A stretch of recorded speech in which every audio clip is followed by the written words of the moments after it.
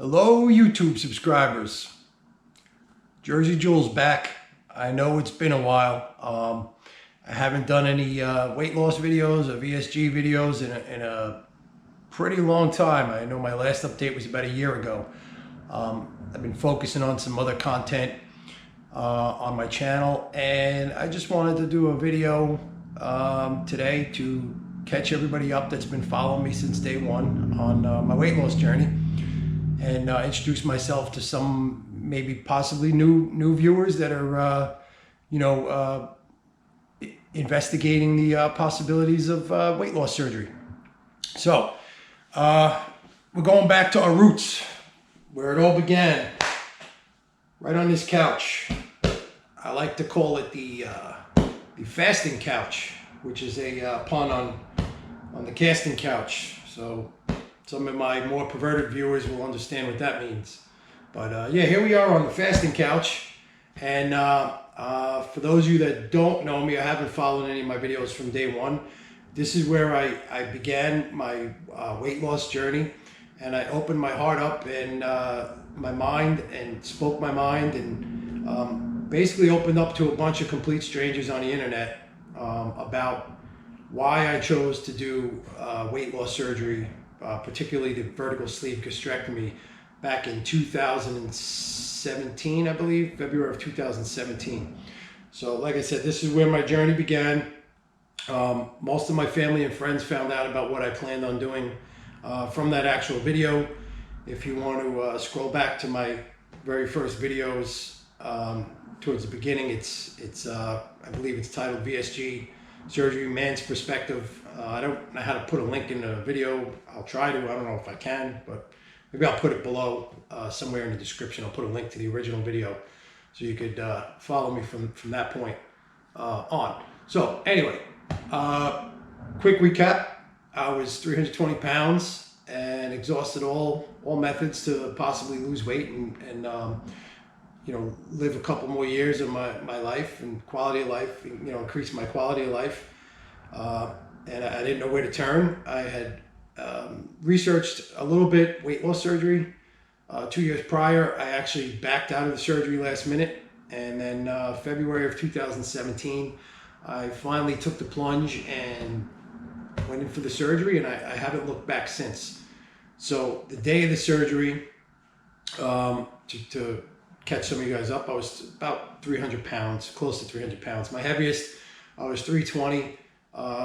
Today, I really don't even weigh myself anymore. I don't know. I'm probably somewhere around around 225, 228 in that ballpark, which is a decent normal size for a guy with my frame.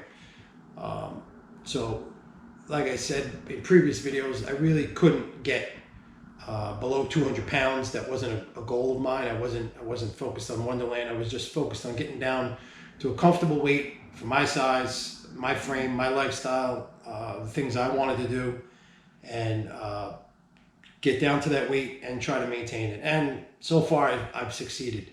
And to give you a quick recap on what I've been doing the past year or so of my life, I'm going to cut away real quick to some of these videos, and I'll show you.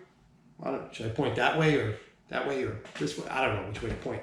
I'm going to cut away for a few seconds and show you what I've been doing with myself.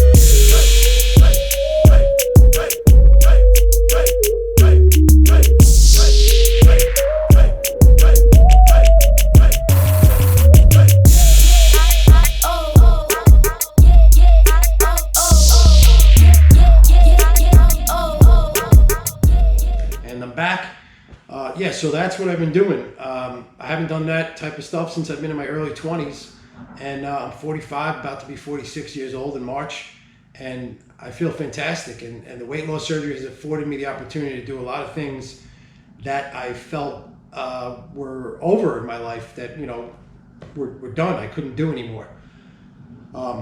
Yeah, so mountain biking is one of them, and I've been doing it pretty avidly, and I'm getting pretty good at it, and that's how I maintain my cardiovascular exercise. I do that. And like I said, it wasn't possible at 320 pounds for me to do any of that. So I'm also going to really quickly cut away and see if I can insert some pictures into this video before and after of what I look like. So I'm going to cut away and try to insert these pictures this way. I'm going to try to insert them.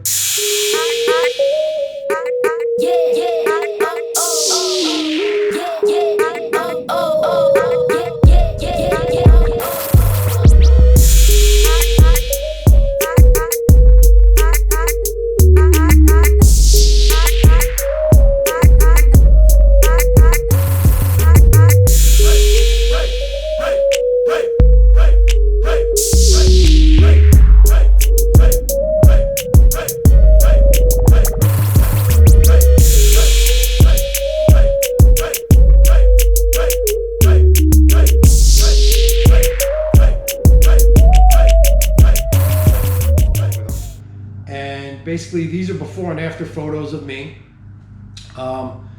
The turning point was the photo of me in that yellow shirt in Las Vegas in 2016 or 17, early 16, 17, somewhere around there. This was after I backed out of VSG Surgery and coming back over to the video to rehash. That was basically my heaviest. I was 320 pounds in that photo. And I look like a fucking 300-pound glowworm in that yellow shirt. So that's the picture that I came back and looked at and said, "Oh my God, I really need to do something about this weight." And I revisited the weight loss surgery, and for me so far, I feel it's been a success. I got a couple of before I forget, I got a couple of requests to bring the sexy socks back. So. Here's for my followers that have been missing my socks on Instagram. I haven't been posting them. These are cactus socks, as you can see, a little cacti action. So there's for my viewers that have been requesting the socks. I wanted to get into, in this video, I didn't want to get too far off topic, joking around. I wanted to get into this video about your honeymoon period and what to expect when it's over, from the point after the surgery to the point I'm at right now. So what you can expect directly after surgery, you could expect to probably be miserable for about a week. A little bit of pain, a little bit of gas, just generally weak and tired, lethargic. Your body's basically eating itself alive because you're not getting enough food. And so you could expect to be pretty miserable for like a week. And then you'll be eating really, really, really small portions, like NyQuil cups full of like yogurts or oatmeal or whatever your doctor would allow you to eat at that phase. And you'll probably be on some type of modified, like a liquid or soft food diet for quite a few weeks. And you will get sick of the consistency. You will get sick of the taste, the sweetness, and you will start craving to eat a real meal. And for me, like I said in previous, my first real meal that I craved for some odd reason was hummus and salmon. And before my surgery, I really hated both of them, and now I love both of them. So it's just a weird thing that happens to your taste buds after the surgery and what your body craves and what you need. So that's what you could expect, miserable for a month or 3 weeks or whatever your liquid phase is. Then you're gonna go on. For me, the liquid phase was a full month of liquids.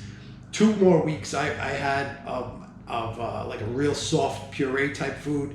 So basically 6 weeks of not chewing anything. And I was fed up with that. I was questioning my decisions. And you're gonna question your decision to have the surgery. You're gonna be like, what did I do to myself? Oh my God, am I ever gonna be normal again? And you're probably gonna go through a couple little bouts of what I call buyer's remorse. It's normal. I did it. It happens. But you will, the the light at the end of the tunnel is you will be able to eat normal foods. You will be able to eat your favorite foods again in moderation. Let me have a sip of my, this is my post-workout drink. It's not Kool-Aid. It's a branched chain amino acids. I just got back from the gym and it was just a recovery drink. So you will be able to eat your normal foods again. My big thing, like I've said in the past, was pizza. I literally told my doctor, if I can't eat pizza ever again, I'm not doing the surgery. And I went from a 4-slice minimum guy to sit down and have 1 slice of pizza and be completely full, and that's it, like a normal person. So you will, going back to what you can expect, I don't want to get too far ahead of myself with eating the pizza and all that. You're not gonna be able to eat pizza for a while. Don't even think about it. The grease, the bread. Some people can't eat bread at all. I have no problem eating bread. But so getting back to right after the surgery, you'll have that weird protocol your doctor's gonna have for those couple of weeks or 6 weeks or a month, and then they're gonna start releasing you to eat normal foods. But you will have to slowly progress and see what your body can handle. And what I've been told is the ultimate test is if you can eat chicken, like grilled chicken or roasted chicken. Once you can tolerate chicken, you can pretty much tolerate any consistency food, meat, or whatever it is you choose to eat. For me, the weird thing was I could tolerate chicken easily. I could tolerate beef easily, but like a tuna steak would lay heavy on me. I had no problem with transition over to the breads. The pastas, which I really never ate a lot of pasta to begin with, but I could eat pasta if I want. But for me, it's kind of just wasted calories. I like to get more the calories from my meat. You probably will experience a dumping syndrome, regardless of what surgery you had. You will experience a dumping syndrome at least once, and you will feel like pure death. It's a terrible, terrible feeling. I wanted to vomit. I was sweating. I felt like I had the flu. And what did it to me was I ate 2 tiny little pieces of, I didn't even eat the whole pieces. I ate like mostly the icing off them, like a carrot cake and some sort of cheesecake or something on my first Easter Sunday meal. I kind of overdid it with the carbs, and I felt miserable for like 45 minutes to an hour. I tried to throw up. I couldn't. So that's something to keep in mind. You're probably going to dump. You're probably going to make those mistakes along the way of eating sugar too soon. You will be able to eat sugar. Sugar is no problem. Yesterday was Halloween. I took my daughter trick-or-treating. My son didn't want to do it. He's too cool now. I took my daughter. I hit her with the typical, my typical daddy tax. I took anything peanut butter and chocolate out of her bag, and it's mine, and I could eat it. And yeah, sugar, no problem. I could eat that. Once in a while, I'll indulge. This time of year, I'll indulge on I'm a real basic bitch. I admit it. I like my pumpkin flavor stuff. My passion right now is Dunkin' Donuts pumpkin flavored donut. So when I feel like I want to cheat and eat some garbage, I'll stop and get a cappuccino and a pumpkin flavored donut. But don't tell my wife about that. She'll yell at me. So yeah, you will be able to eat garbage, but you'll have to moderate it, and it's going to come to a point where, all right, do I want to take up my valuable real estate with good foods, or do I want to take up my valuable real estate inside my stomach with terrible foods, which, by the way, you can eat a lot more terrible foods than you can good foods for some reason. It's just a funny little thing. Like, you could probably eat a whole bag of Doritos if you wanted to, but you would have a problem eating a whole tuna steak within the first year.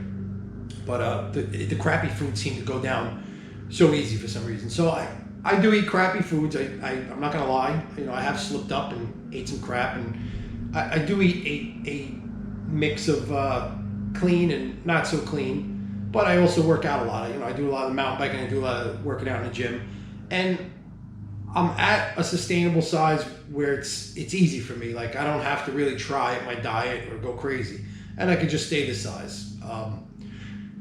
There are people with the surgery that do go from one extreme of the spectrum to the other extreme of the spectrum. They do a complete transition from completely unhealthy, never worked out a day in their life, eating like crap, eating mass quantities, to a psycho, count every calorie, count every macro, in the gym 7 times a day, almost to the point they become annoying. Like, so there is that full swing that you could possibly make from one addiction to the other addiction. So you could be addicted to the unhealthy lifestyle, and then you could go completely across the spectrum and get addicted to the healthy lifestyle to the point it's annoying to other people or annoying to your significant others. That's not me. I'm somewhere in the middle. I'm in between a healthy and a normal lifestyle, without swinging too far back to the bad lifestyle.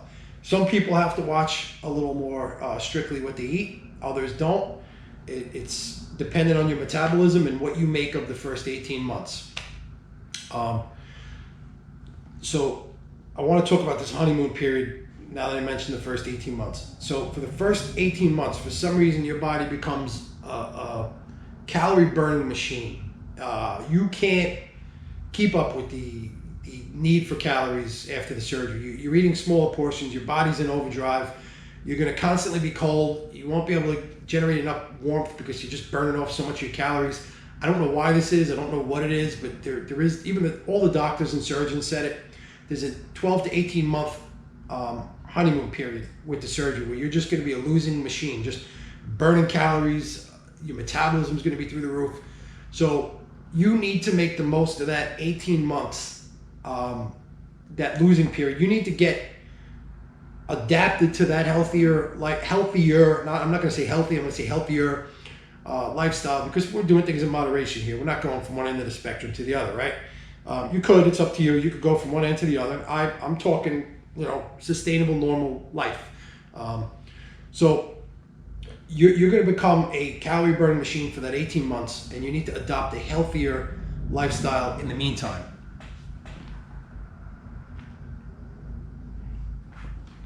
So what you need to do is get used to eating good foods, decent portions, and exercising.